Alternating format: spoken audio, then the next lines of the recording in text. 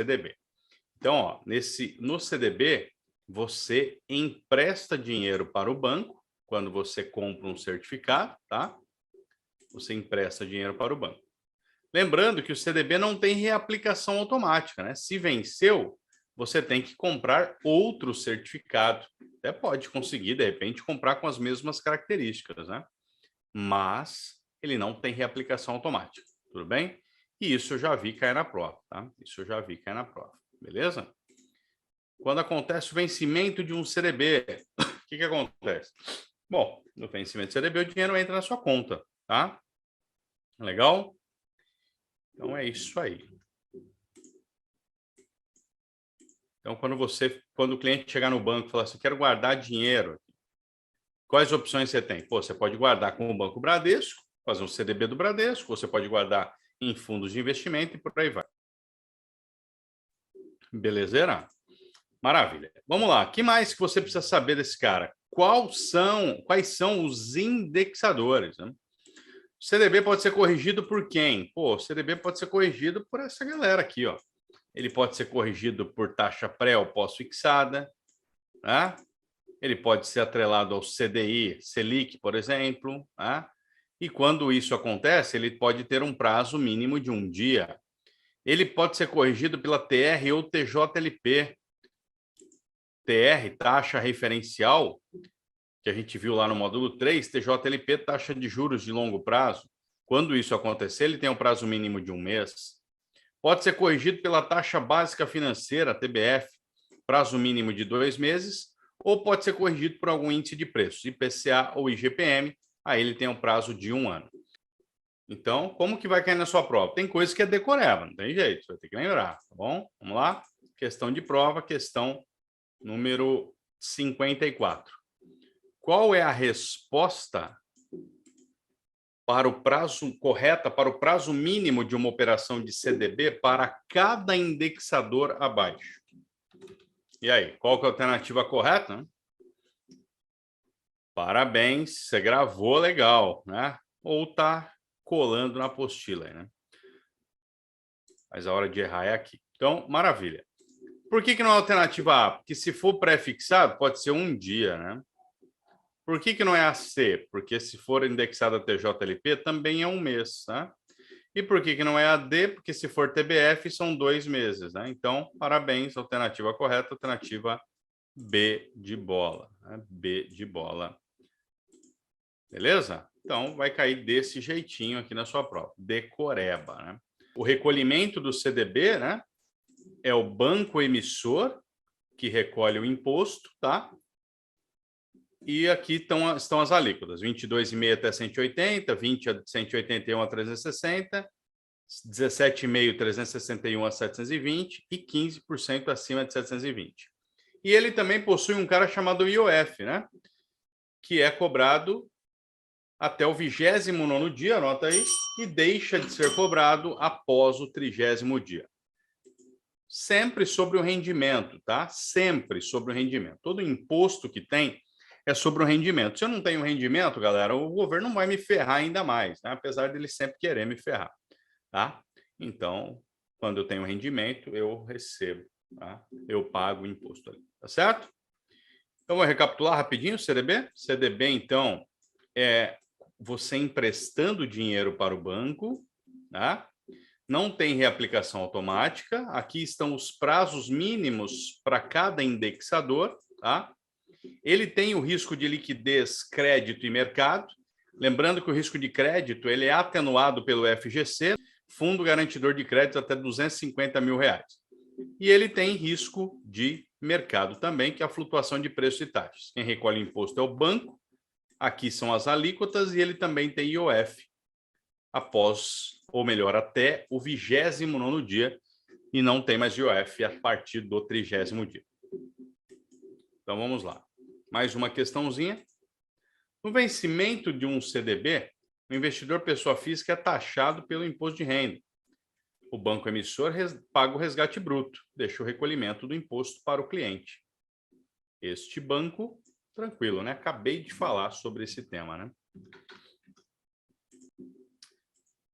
Boa, meu povo, é isso aí. Parabéns, né? Alternativa C de casa, né?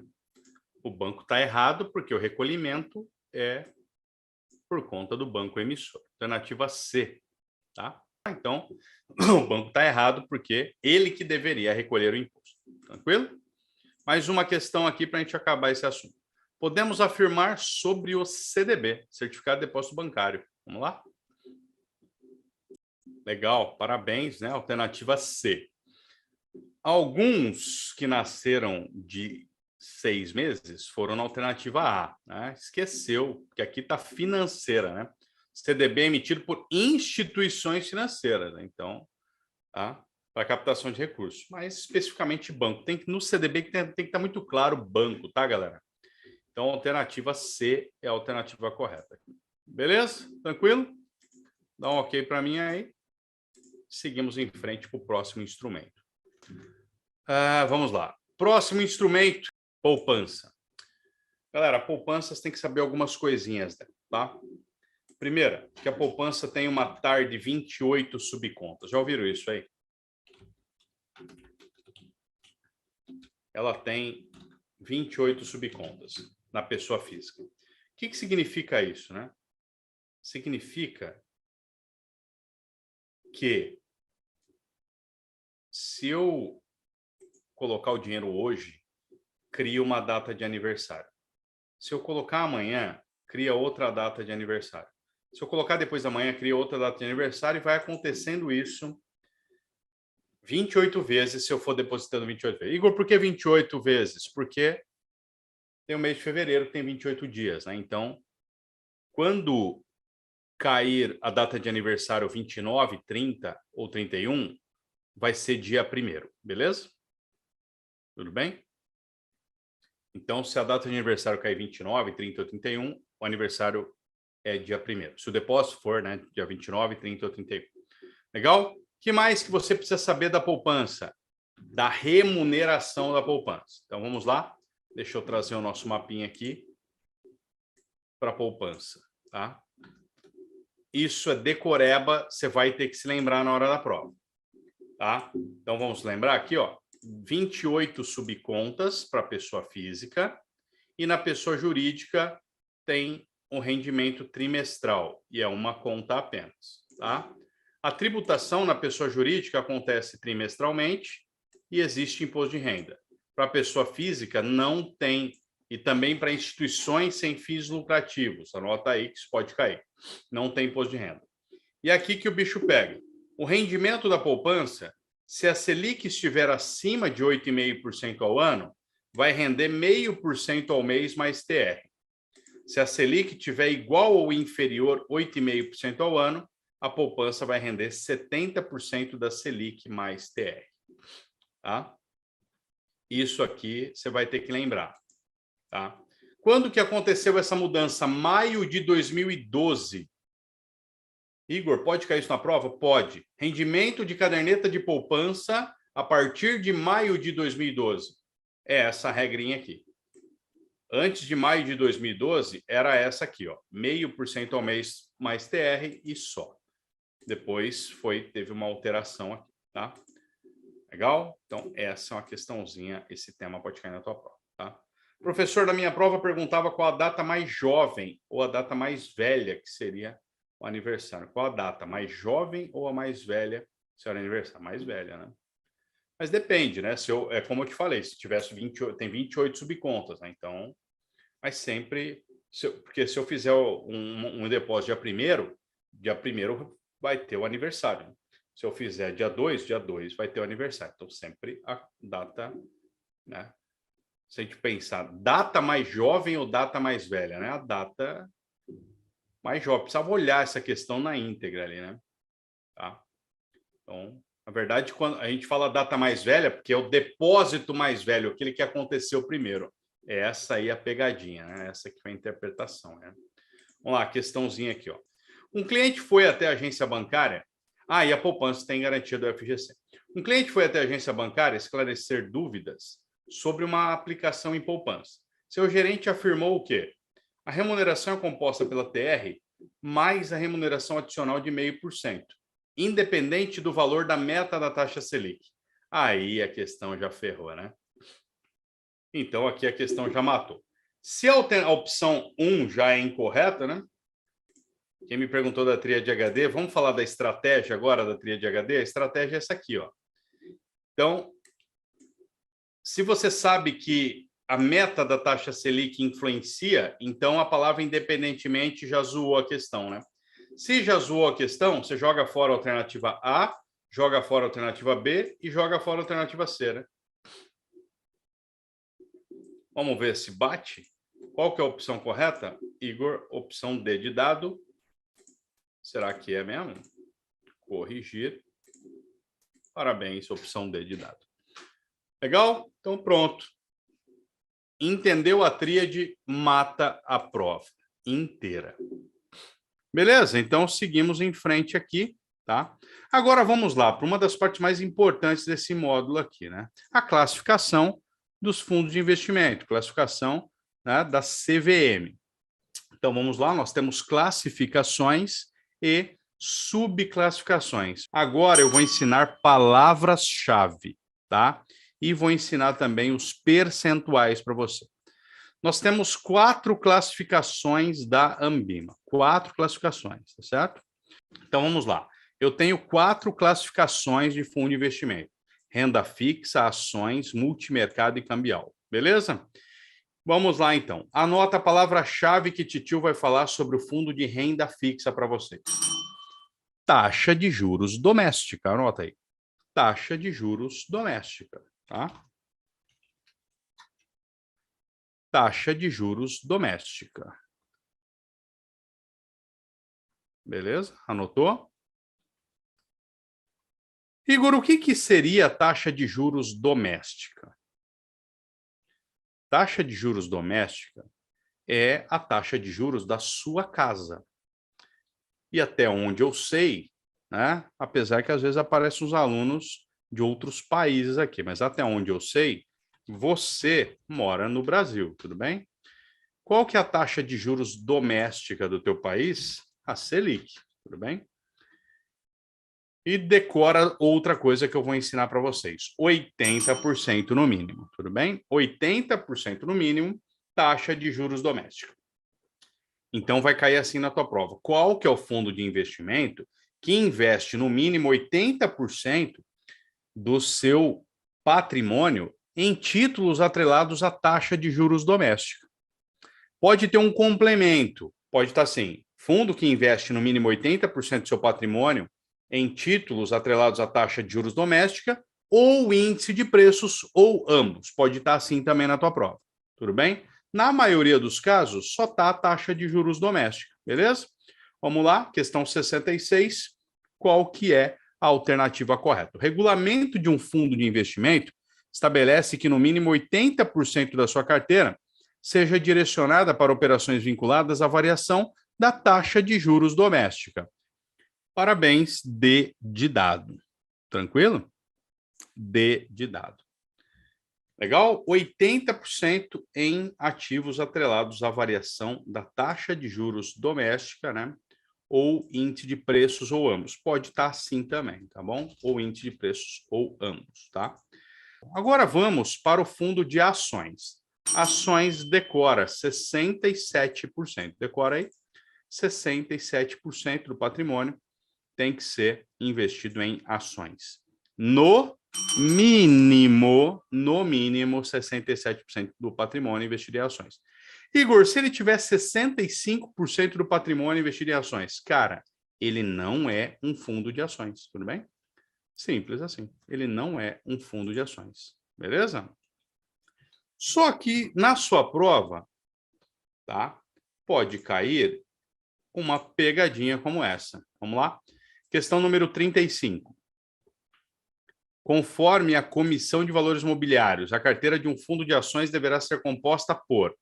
Parabéns, né? Para quem foi na alternativa A, parabéns. Para quem foi na B, parabéns. Para quem foi na D de dado, parabéns. Tomaram pau na prova. Quem foi na A e na B, ficou gravado 67% maldito na cabeça, né? Só que eu falei que é o mínimo de 67%. Mas a galera fica tão cega, e isso vai acontecer com você na prova. Que bom que você está errando no laboratório aqui, né? Por quê? Porque a alternativa A fala que é no máximo 67% em ações. É no máximo 67% em ações? Lógico que não. É no mínimo 67% em títulos públicos? Lógico que não. Beleza?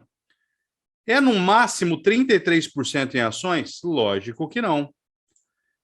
Se eu tenho que investir 67% em ações, no mínimo, sobra quanto para eu investir em outra coisa? 33%, que eu posso investir em títulos públicos, em CDBs, em debêntures, no que eu quiser.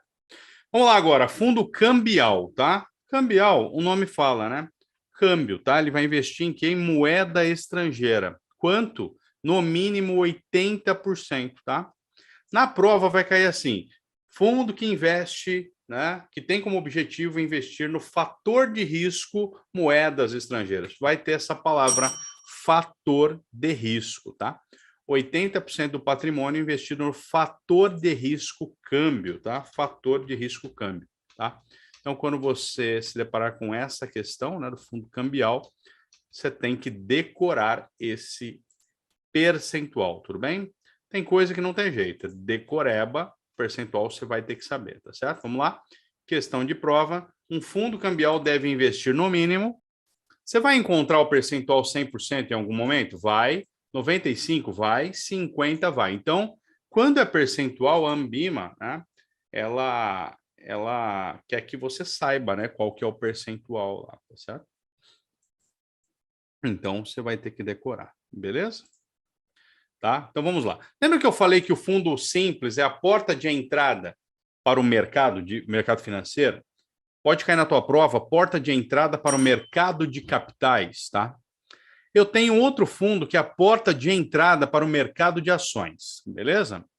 Porta de entrada para o mercado de ações. Como que chama esse cara? Fundo de ações, mercado de acesso, tá? Fundo de ações, mercado de acesso, beleza? Ele tem que investir 67% em ações, tá?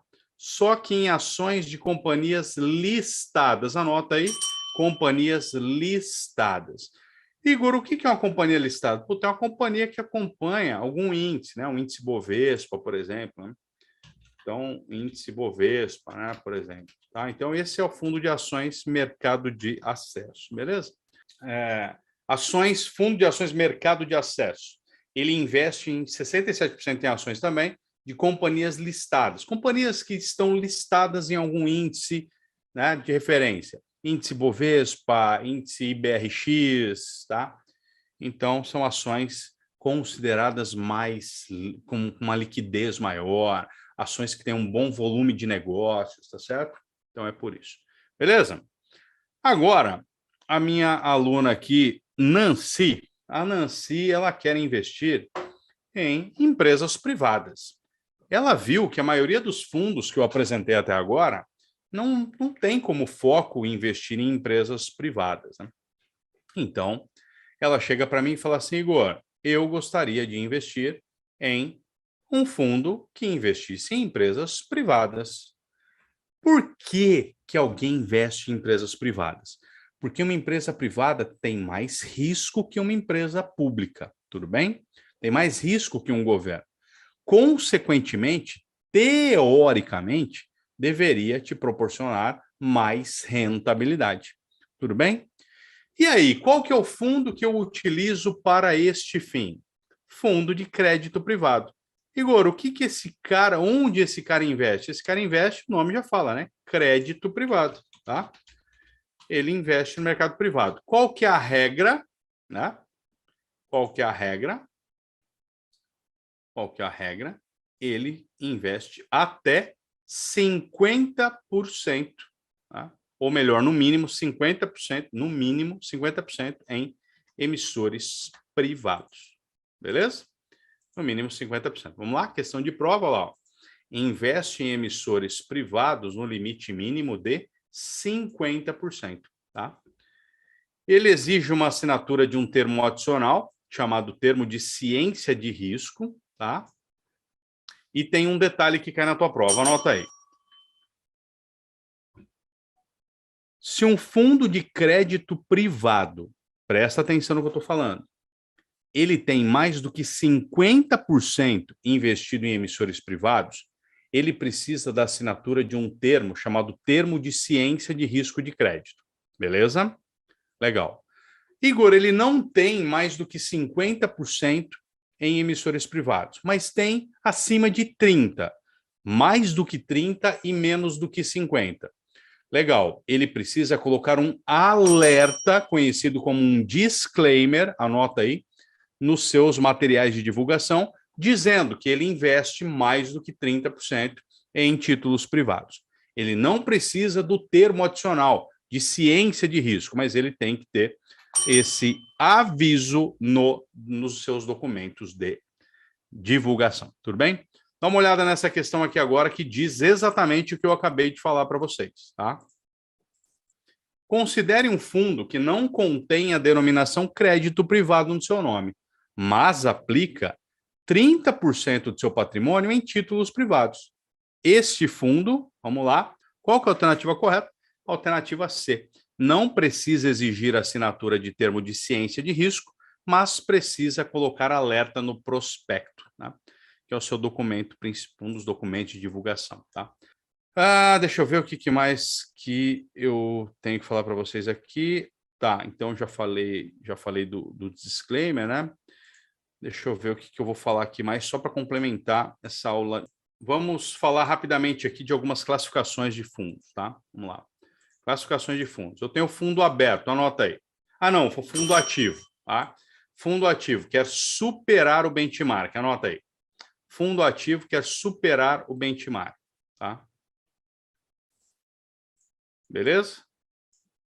Quer superar o benchmark.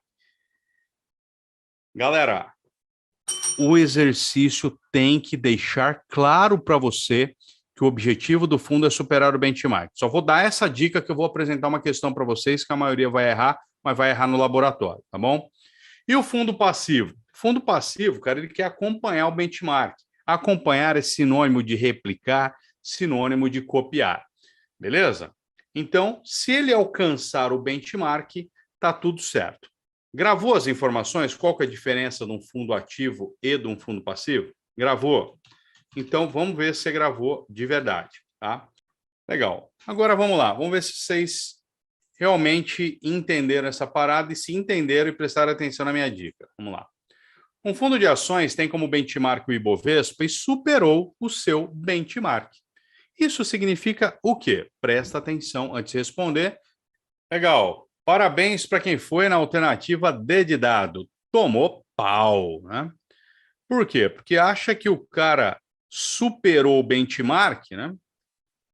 Ele é um fundo ativo. O enunciado falou que esse cara é um fundo ativo?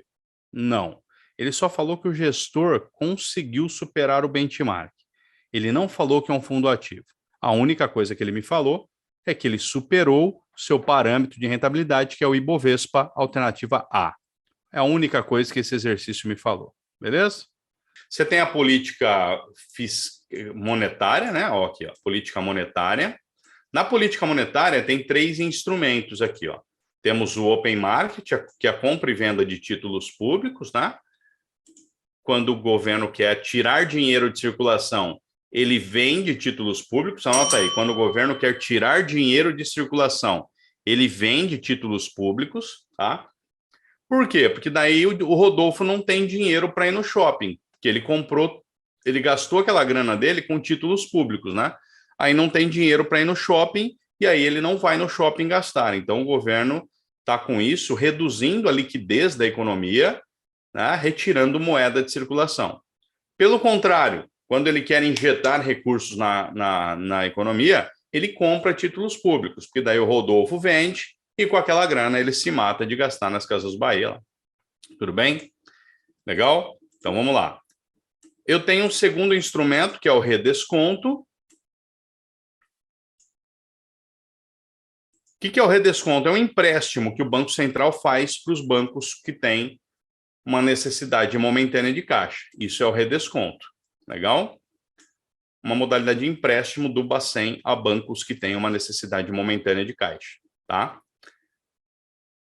Quando o governo quer tirar dinheiro de circulação, ele aumenta a taxa desse empréstimo, daí o Bacen não pega, aí os bancos não pegam esse dinheiro emprestado, e quando o governo quer injetar dinheiro na economia, ele diminui essa taxa para os bancos pegarem dinheiro emprestado para poder emprestar para empresas, pessoas físicas, por aí vai.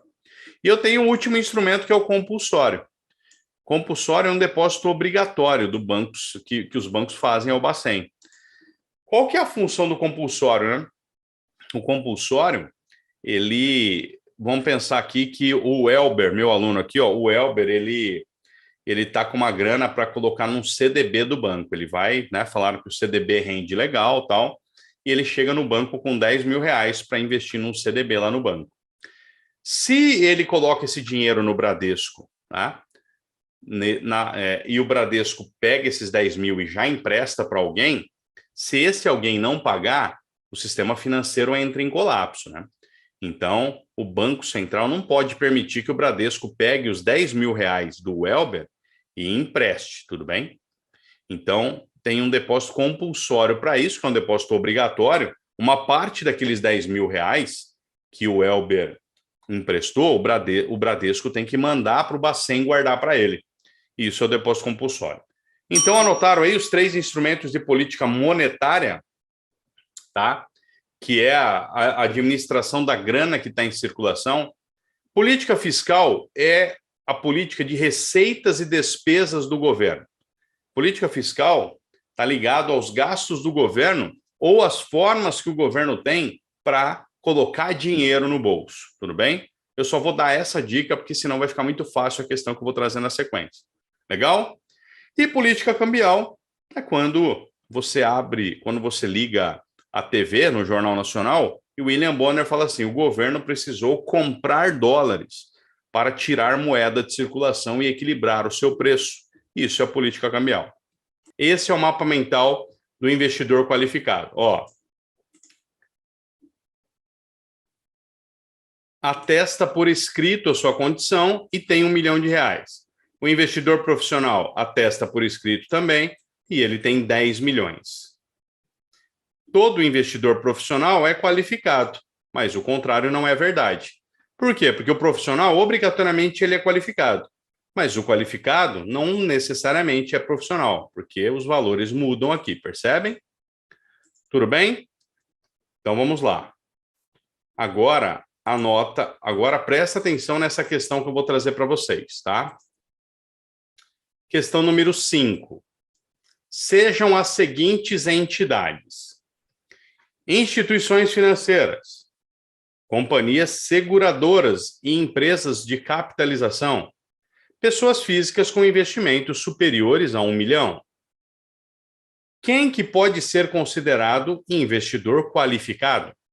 Vamos lá, deixa a titio ensinar a parada para vocês aqui, ó. Eu acabei de ensinar o conceito do negócio, né? Vamos lá. Instituição financeira. Primeiro, veja se tem alguma opção que é comum em todas. Nesse caso aqui não tem, né? Então, descarta essa técnica. Vamos para a segunda parte da técnica. Veja uma opção que não faz sentido. Instituição financeira manda no mercado financeiro? Sim. Empresas seguradoras e sociedades de capitalização mandam no mercado financeiro? Sim. Opa! Então você já joga fora a alternativa C de casa. Legal? E já joga fora também a alternativa B de bola. Beleza? Pronto, sobrou a alternativa A e a D de dado. Agora você ficou na dúvida. Pessoa física com investimento superior a R$1 milhão é um investidor qualificado? É, desde que ateste por escrito a sua condição, né? Está escrito isso no enunciado? Lógico que não. Então, ela não é um investidor qualificado. Tá? Pegadinha, por isso que eu falo. Você precisa entender e conhecer a prova. Tá? Agora, olha que interessante. Vamos resolver de outra forma. Se você bater o olho nas questões, que é assim que eu ensino meus alunos a fazer, e você já viu que tem uma alternativa que não faz sentido, a opção 3 não faz sentido. Qual opção você elimina lá no exercício, nas respostas? Fala para mim. Se a 3 não faz sentido, você joga fora a alternativa B, você joga fora a alternativa C, você joga fora a alternativa D. Pronto. Então perceba que você agora tem um baita conhecimento, né? Você sabe quem é um investidor qualificado. Você sabe isso para o teu dia a dia como bancário agora, e você sabe como driblar essa questão na hora da prova.